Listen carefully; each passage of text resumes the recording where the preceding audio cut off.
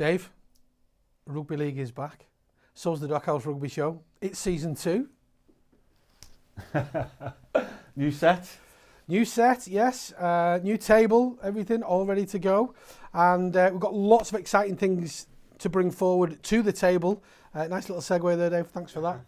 And yeah, so earlier this week, we were invited down to York City Knights Stadium for the press conference for the British Forces Inter-Services competition later in October this year. A fantastic event and a privilege for the Dockhouse to be invited down to the press conference, Dave. Yeah, I was blown away, really. I really enjoyed it. Some lovely people, some great enthusiasm, great talk about rugby league. And I left there thinking, this is really good. I could see the Forces Rugby League really taking several steps forward. So, great occasion, great to be there. And we grabbed some great interviews. We certainly did. I mean, we catch you with the legend himself, the ambassador for rugby league, Mr. Paul Sculthorpe.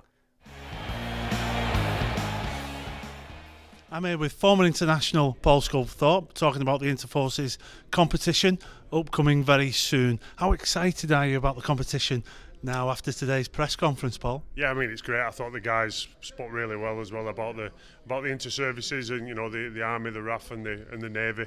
And I just think it'd be a fantastic competition. There's great rivalry in the right spirit, you know, of our game, and there's a lot of talent on show. I think we've seen that from the Challenge Cup game at the weekend between the Army and the Navy. So really looking forward to some of these games. Yeah, you could really sense the rivalry when they were talking. How good do you think the Rugby League is after watching some of the previous games? Yeah, I think that there's a lot of talent. Obviously, you know, they've gone down a different, you know, route in regards to what they want to do for a living. But you know, there's so much talent within these forces, and I think, you know, we've seen some progress into other clubs. You know, be it League One or Championship, and no doubt there'll be future Super League players involved in the inter-services games as well. So you know, it's a great quality. I think they've, you know, for people involved in the Army, the RAF, the Navy, very much the same mentality as rugby players, and you know, they've already. I was talking to Mike before from the Army, and just saying that they've already got the jump on a lot of people in regards to the way that they live their life, and you know, the discipline, the dedication, the leadership, the things, all the traits that they've got through being in the services is the great things that cross over into our game. So, you know, I think we're going to see some real high quality games and real passionate as well. Yeah, a lot of the values they have in the forces are the same values you'd expect to see from the top players in rugby league. How many of these players do you think from the forces would make it at the top levels of rugby league in both the men's and the women's games? Yeah, I think there's a lot, and you know, they've obviously dedicated their lives to the services. Or I think we could have probably seen a lot more, you know, of these guys involved in top end, you know, rugby league. But I'm sure there is a pathway for them to, you know, to do that. And as you said, you know, the traits that they show to be involved in you know, representing our country in what they do within the services, that it fits so well with our sport. And so you've got a lot of disciplined, dedicated people here who now want to transfer that from what they do in day-to-day life, you know, within the services onto the rugby field. Yeah, there's definitely a lot of behaviours that came through very early that would be very useful to a rugby league player. The upcoming Tri-Series, and if I can ask you a little bit about that, how competitive do you think that will be? I think we've only seen from the press conference today how passionate it's going to be. You know, there is that rivalry. Of course, everybody wants to be, you know, the best service team. You know, and I think, you know, they spoke about the last time the RAF played the Army. You know, we saw the Army game and the Navy game at weekend in the Challenge Cup, and I don't think there's a lot between the teams. So I think it's going to be a great competition and some real fierce games. So I was hoping to push you for a winner. Am I going to get a winner out of you? No, I think I'll sit on the fence. I think there are going to be some cracking games, you know, between the three, and you know, really looking forward to it. Obviously, the first one between the RAF and the Army in October. So looking forward to that, and then some big games next year. Definitely. Well, I'm really looking forward to it, and maybe I can ask you who you think will win off camera in just a bit. Thanks. Cheers. Thank you. So it's really interesting, Dave, because obviously rugby league within the armed forces was banned, for want of a better word, up until 1994. So as a sport, a competitive sport, it is quite new. But the correlation between the British Forces and rugby league, there was a lot of language used that had quite a lot of similarity for rugby league. You know, Martyn Sadler quoted it perfectly. Attack and defence, combative sport, discipline, all the major factors of rugby league. Well, you can't really be in the forces and not have not be excited by confrontation. That is what they do in the forces, isn't it? So yeah, and it wasn't part of the accepted sports up until 1994. So players weren't given time to go and play, as their day job is in the forces. So only sports that were accepted by the forces could people get involved with. That was lifted in 1994 and they've been playing ever since and slowly growing, but there's a real new enthusiasm around it now that they're really taking steps forward. I was excited by things that were said and you caught up with Martyn Sadler and discussed many of those points. I certainly did, yeah, and we'll show a little clip now of me and Martyn together. So we're joined by Rugby League Express editor Martyn Sadler. Martyn, thanks for joining us again today. Great to see you again. It's great to see you again as well. Yeah. It's and what a great place to bump into each other. You know, Keith, it's wonderful stadium, a great event actually. Talking about combined services rugby league, the Army, the RAF, and so on. It's a great part of our sport, and I think it's one we should be really proud of. Most definitely, and today they presented it very well, and their vision for the future. They talked about a 5-year plan and an investment into rugby league. Martyn, what was your thoughts on that? Well, what they did was explain, I thought, very well the potential for Armed Services Rugby League in the future. You know, there are the three main services, obviously the Army, the Navy and the RAF. They've got a natural rivalry, a bit like, you know, Queensland and New South Wales, I guess. You could imagine a state of origin type series. And they're going to put on this game between the Army and the RAF at York in this stadium on the 9th of October. And they're going to go all out of their way to promote the game and to draw a big crowd in. It'll be the week before the World Cup starts. So there'll be a lot of attention on rugby league at that time, and I think we'll find that they'll do a really wonderful job and we'll have a really great event on that day. And then, of course, going on from that, there's talk about the international expansion of Armed Services Rugby League, bringing in Australia, France and New Zealand perhaps, and it's a very exciting future for that section of our sport. It most certainly is, and like you say, the depth to that competition and what it can bring within inter-services, like say international honours, etc. It does bode well for the future for rugby league within the forces. It does bode well, and it's great to see senior Army personnel, as we've seen here today, who clearly see the merits of rugby league as a sport in itself, but also as a sport that's really suitable for people in the armed services. You know, it's combative, it uses aggression but channels aggression, you know, in a constructive way. And of course, rugby league is all based on teamwork, just as the armed forces are based on teamwork. In fact, we talk about the same things, don't we? Attack and defence. That's the language of the armed services. So it's not surprising. I mean, we've only had armed services rugby league since about 1994, but it's grown enormously and it's become very important. And not just for men, but for women too. You know, the Army Women's Rugby League team will be in the Challenge Cup, the Women's Challenge Cup that starts in March, and they'll be up against all the Super League teams. And believe me, any Super League women's side that thinks it'll have an easy run out against the Army, they've got another thing coming, because they're going to be very, very competitive. Yeah, I agree, and I was talking to a few of the ladies today who play, and you know, they outside of the Army as well try and play as much rugby league as they can, as well as for the selected corps, be it the Army, the Navy or the RAF. Today we had the Army and the RAF with us, and the girls there, like say, very involved in rugby league, come from a background of rugby league, so it's not something that's been thrust upon them. No. and they feel that they must do. It's something that's within their core and they've generally got a great interest for. Very much so, yeah. And you know, and if you look at the we were talking at the start about the potential popularity of Army Rugby League. Well, we saw just over a week ago the Navy went to Aldershot and beat the Army in Golden Point time in the second round of the Challenge Cup. And it was a great game. It was wonderful to watch. I actually did watch it on TV, or on my computer, I should say, because it was broadcast by the Sportsman online, and there were 19,000 viewers. Now that really is quite an amazing figure, and it's not just that there were 19,000 people watching on the Sportsman, but it was actually shown on British Forces broadcasting services overseas, and there were people, we've heard since then that there were people watching that game from all over the world, via BFBS. So I think the total audience must have been, well, I've no idea, must have been up to 30, 40,000, I would imagine. And that's quite remarkable, really, for a game between two teams that, not that many years ago didn't even exist. Yeah. So it's just marvellous for rugby league, and it's just a facet of rugby league and its relation to the wider society that we want to continue to develop and to, bring the game to more and more people.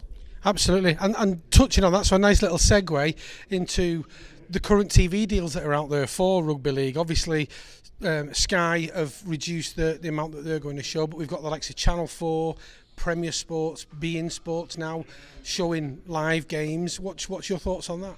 Well, I think it's absolutely terrific. I mean, I thought Premier Sports did a wonderful job last Monday with the game again from this stadium between York and Featherstone. I thought the commentary was excellent, the punditry was excellent. I thought the camera work was very, very good as well. And the presentation, Emma Louise James was the presenter. I thought she did a very good job, given that it was her first game of rugby league that she's done. And of course, we've got another game tonight from Featherstone playing Lee, which is a real marvellous game, I think, in prospect. But also on Saturday, we've got Channel 4 doing the first ever live game on free-to-air of Super League. And it's going to be Adam Hills, the Australian comedian who loves rugby league, who's a rugby league player himself in physical disability rugby league with Warrington. He's going to be presenting the show, so I think that's great for our sport. Mark Wilson doing the commentary again, as he's done for Premier Sport. It's a great time for him. I've got to say, and good luck to Mark on that one. So and of course we've got the Super League kick-off on Thursday night. From St Helens playing Catalans, and then on Friday Hull KR playing Wigan on Sky, and then again on Saturday, just to cap it all off, we've got Toulouse playing their historic first ever game in Super League against Huddersfield. That's being shown on Sky Sports Arena as well, so it's an absolute bonanza weekend. If you're a rugby league fan, I don't think you'll have time to eat. Never mind.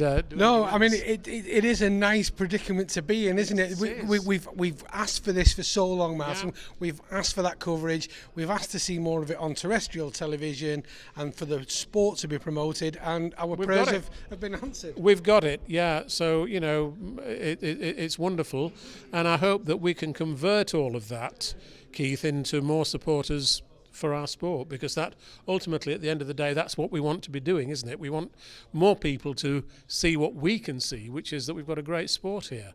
And if more people tune into Channel 4, for example, on Saturday, free to air, and suddenly realise what they've been missing, I think that's the object of the exercise. Absolutely. Well, listen, thank you for your time. It's been lovely to catch up with you again, Martyn, and you're welcome on the show anytime. Thank you. And don't forget to come along and see us soon. We will. Thank you very much, Keith. Dave, part of the Rugby League press conference, obviously we got to catch up with lots of exciting people. We got to interview the players, the coaching staff and the organisations for the inter-services competition. It was great to chat with them all, and we'll show one or two of the interviews that we got on the day. Yeah, I caught up with some of the ladies players, and again they were so thrilled to be part of this press conference, getting a showcase on their sport. And they spoke so enthusiastically about women's rugby league. They spoke about several players who've gone on to play Super League, and now it's really, really growing. There's a lot of support for it now on social media, and it was great to catch up with 4 of those players. Okay, I'm David Pye from the Dockhouse Rugby Show. I'm here with some of the ladies players from the Forces. I'm just going to pass the mic along now and ask you to introduce yourselves, please. Tell us a little bit about yourself, a bit about the position, and maybe a little bit about who you've played for. Hi, I'm Anne Sale. I'm a centre, so I've played for the RAF UK Armed Forces. I've been involved in the Wales setup for the 2021 and also now part of the York setup. I only began with them 2 weeks ago. Hiya, I'm Annie Allen. I play down at Bristol. Obviously, I'm from the RAF. Forgot that part.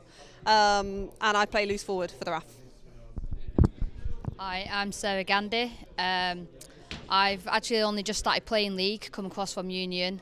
I've been training more in like a second row position, and I've not got any civilian league team just yet. Hi, I'm Sergeant Zoe Watson. I'm from the Army senior team. I'm a prop forward. I've been playing since 2020. I've done a little stint at Castleford Tigers, but I haven't got a civilian club just for like family commitments and stuff at the moment. So yeah, just focusing on Army Rugby League for this season. Thank you very much. If we can pick up on that point then, you say you played at Castleford Tigers. How did you find the difference between playing at Castleford and your experiences within the Forces? Yeah, I think fundamentally, like the team spirit is quite similar, and the tempo. Obviously, in the military, we're quite fit, obviously because of our job. But like going to a civilian club and their fitness, I thought it was sort of like on par.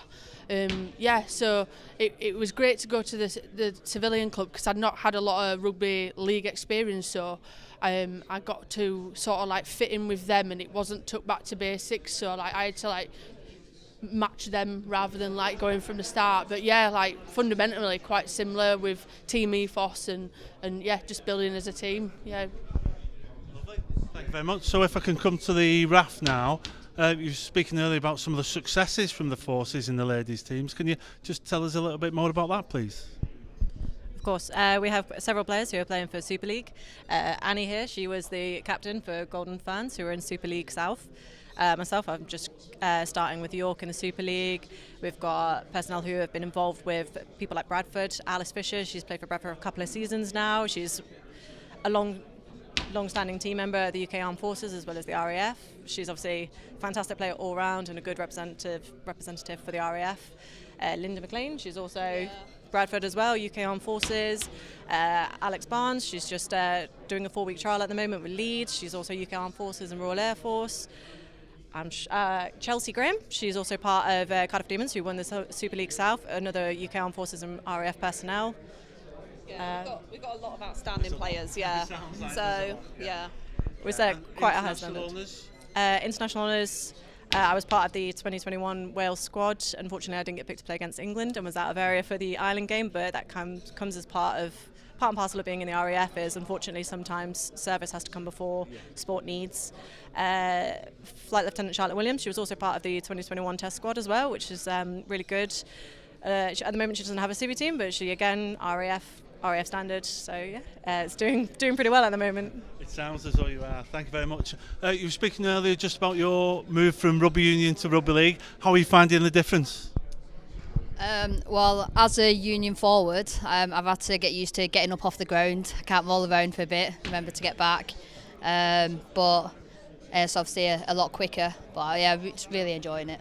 Thank you very much. And just talk to me a little bit about the rivalry when you have these matches.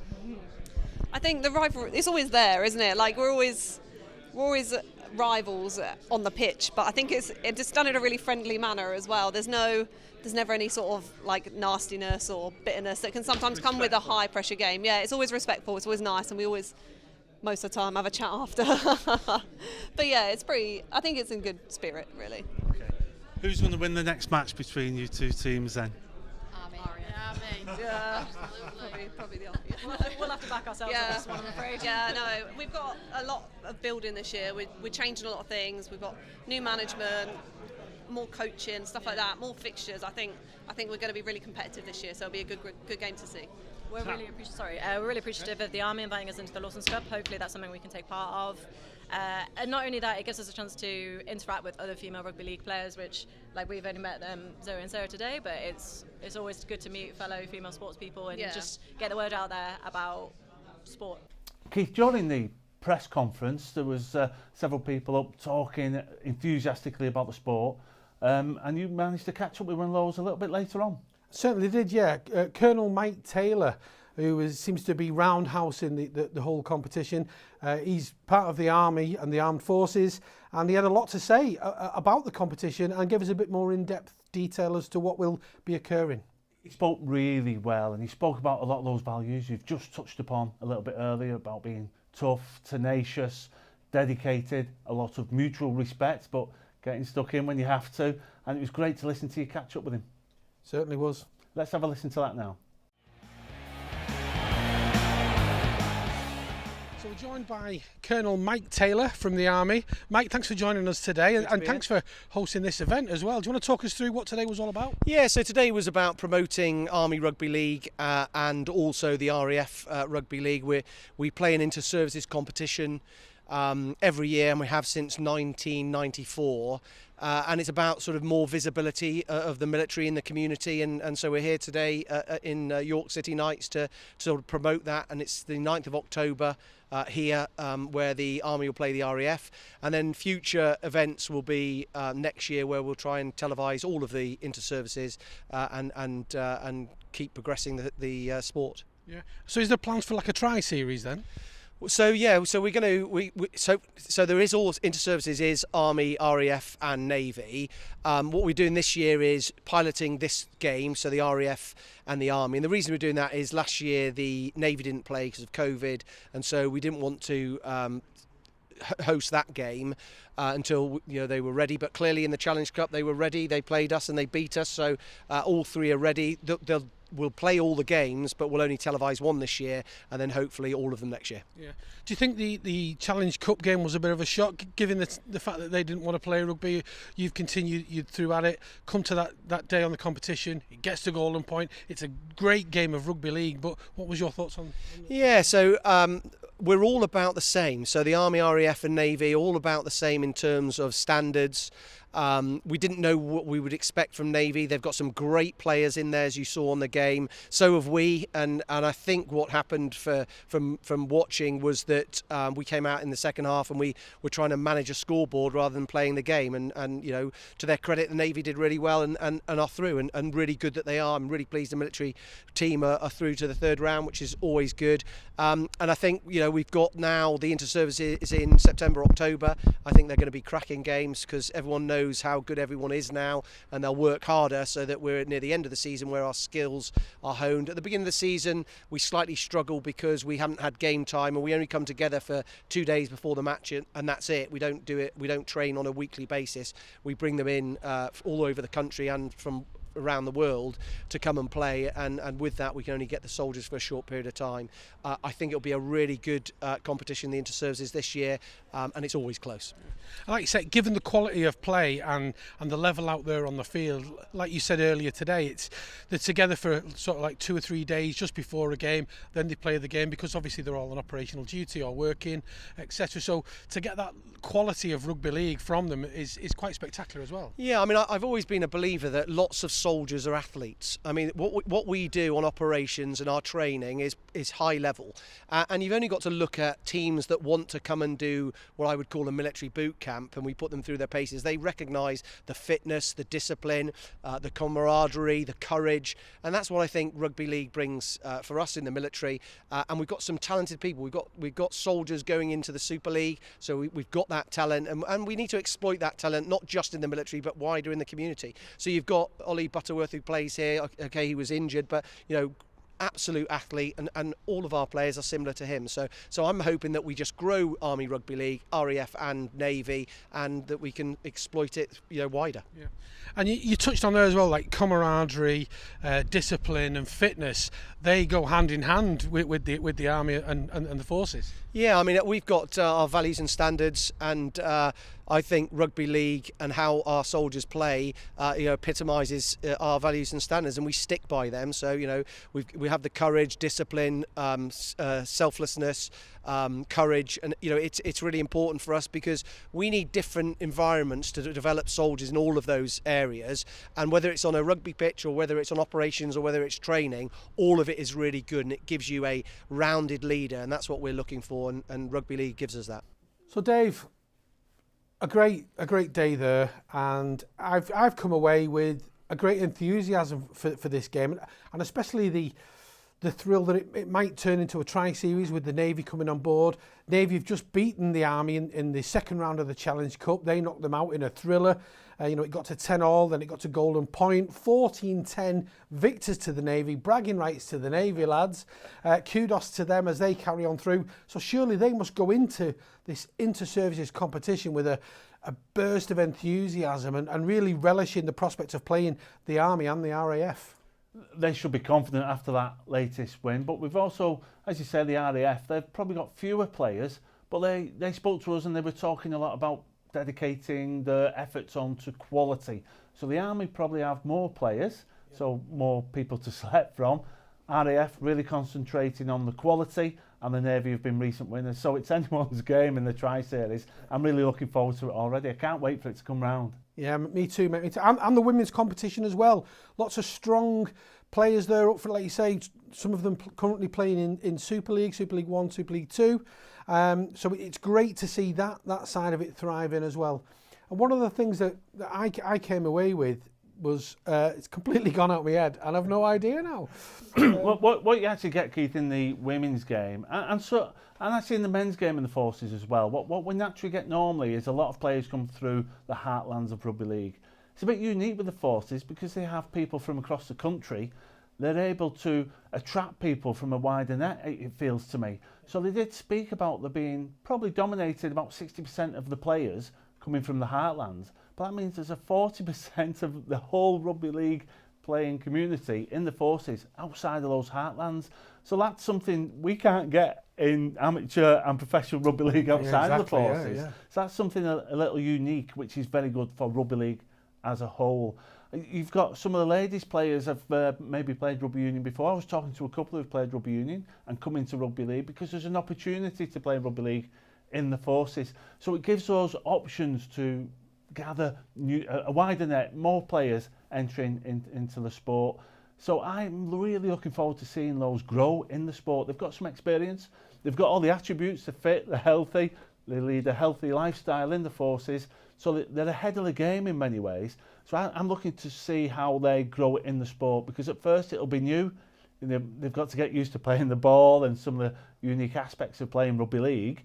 Once they've got that, they should really flourish. And I can see a lot of Super League teams already looking at the Forces to see who can they attract into the top levels of our sport. Yeah, and you touched on a good point there as well about the wider audience, because obviously it's shown on British Forces Broadcasting Service, the BFBS, which is again bringing a newer and wider audience. So armed servicemen and women across the globe can sit and watch the games wherever they are stationed, Dave. So again, they're not just bringing rugby league, they're bringing a wider audience with it as well. So it's going to be great for the sport all round, I think. New eyes, isn't it? New eyes that maybe never watched rugby league before, didn't really know a great deal about it.